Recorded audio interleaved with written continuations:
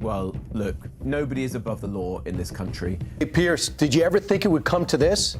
Do you know, I was beginning to fear it might, but when it actually happens, it is an absolute bombshell. February 19th, 2026. Prince Andrew wakes up on his 66th birthday. He is at his home on the royal estate. He probably expects birthday calls, maybe a quiet day. Instead, police cars pull up. Officers knock on the door. And within minutes, Andrew Mountbatten-Windsor, formerly known as Prince Andrew, Duke of York, is in handcuffs. This is not a movie. This is real life. The first arrest of a senior royal in centuries. Now follows is the full, fair and proper process by which this issue is investigated in the appropriate manner and by the appropriate authorities. And the timing? On his birthday. That is not an accident. That is a message. The police wanted everyone to know that nobody is above the law, not even the brother of the king. But here is what the headlines are not telling you. The arrest is not really about what Andrew did years ago. It is about what he did while he was supposed to be representing Britain. If you have to go back centuries to the last time that a member of the British royal family was arrested. It is about documents that just got released. Documents that show Andrew was sharing government secrets with a convicted criminal. And that is a crime that can put you in prison for life in the UK. Let me explain what actually happened and why this is bigger than anyone is saying. First, let me give you the official story. Police arrested Andrew on suspicion of misconduct in public office. That is the charge. Misconduct in public office. It sounds boring, right? Like he filed his paperwork wrong or something. But that charge is deadly serious in the UK. It means you abuse your position of power while working for the government. And the punishment? Up to life in prison. Not a fine, not community service. Life in prison. So what did Andrew actually do? According to the documents that were released earlier this month, Andrew was sharing confidential government information with people he should not have been talking to. Remember, Andrew used to be the UK's special representative for international trade and investment.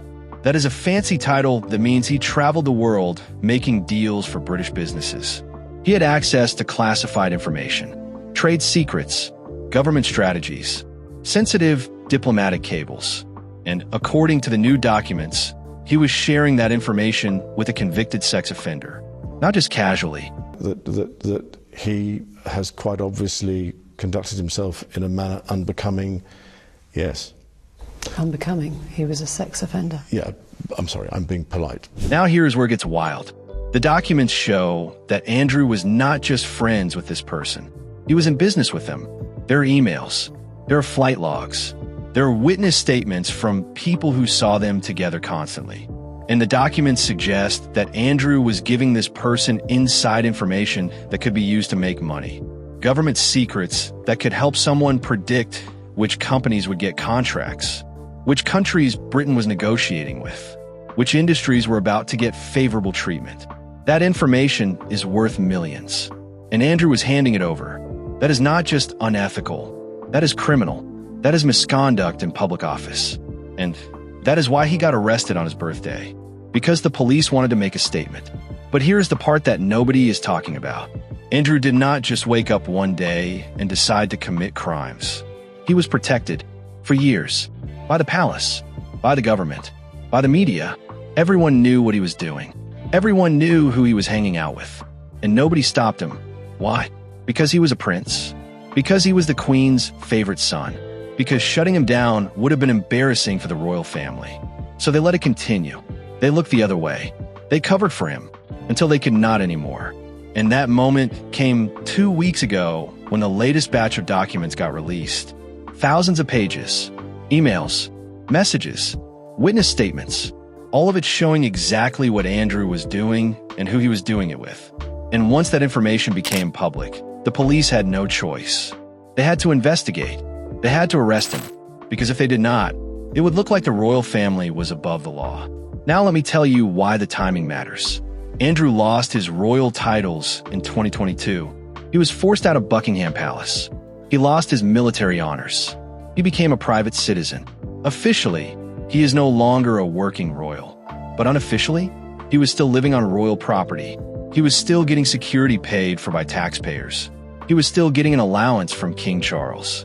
He was being quietly protected, and that protection ended the moment these new documents came out. Because King Charles realized that if he kept protecting Andrew, it would destroy the monarchy.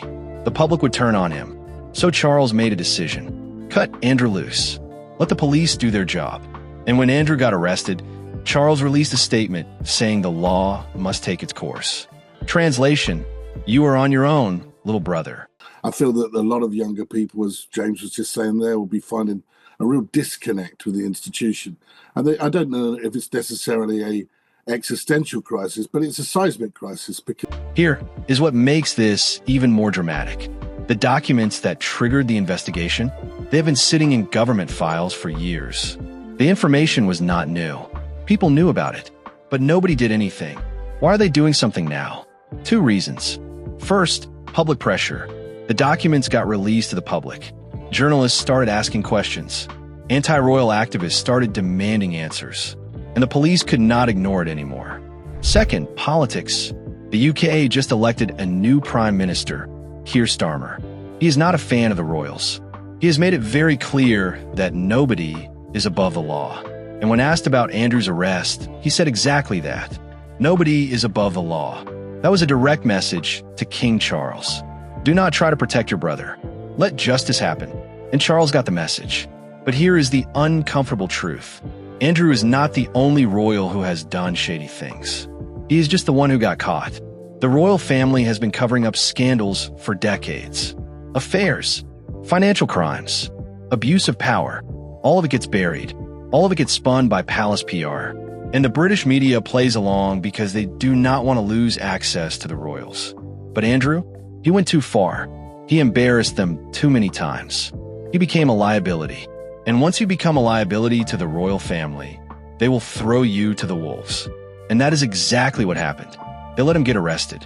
They let him face criminal charges. Because protecting him was more dangerous than letting him fall. Now let me talk about what happens next. Andrew is out on bail. He has not been charged yet, but the investigation is ongoing. Police raided his properties. They seized documents. They took computers. They're building a case. And if they charge him, the trial will be massive. Every detail will come out. Every email, every meeting, every shady deal. And the royal family will have to sit there and watch it happen. They cannot stop it. They cannot spin it. They can only hope it does not take the whole monarchy down with it. And that is a real possibility, because the British public is tired of royal scandals. Here is another layer. Andrew's ex-wife, Sarah Ferguson, is standing by him. She released a statement saying she believes in his innocence. She is supporting him through this. But here's the thing. Sarah is also damaged goods. She has her own scandals. She was caught trying to sell access to Andrew for money years ago. She is not exactly a credible character witness, but she is loyal. And in the royal family, loyalty matters more than truth. So she is standing by him, even though it makes her look bad, even though it associates her with his crimes. Because that is what you do in that family. You close ranks. You protect your own until you cannot anymore. So what is the real reason Andrew was arrested? On the surface, it is because he committed misconduct in public office. He shared government secrets with a criminal. He abused his position of power, and the evidence is undeniable. But the deeper reason? He became too much of a liability. He embarrassed the monarchy one too many times. And the royal family decided it was safer to let him fall than to keep protecting him. That is the real story. Andrew did not get arrested because the system suddenly started working. He got arrested because the royals decided he was not worth protecting anymore. And that is the most brutal part of this whole thing. He thought his family would always have his back.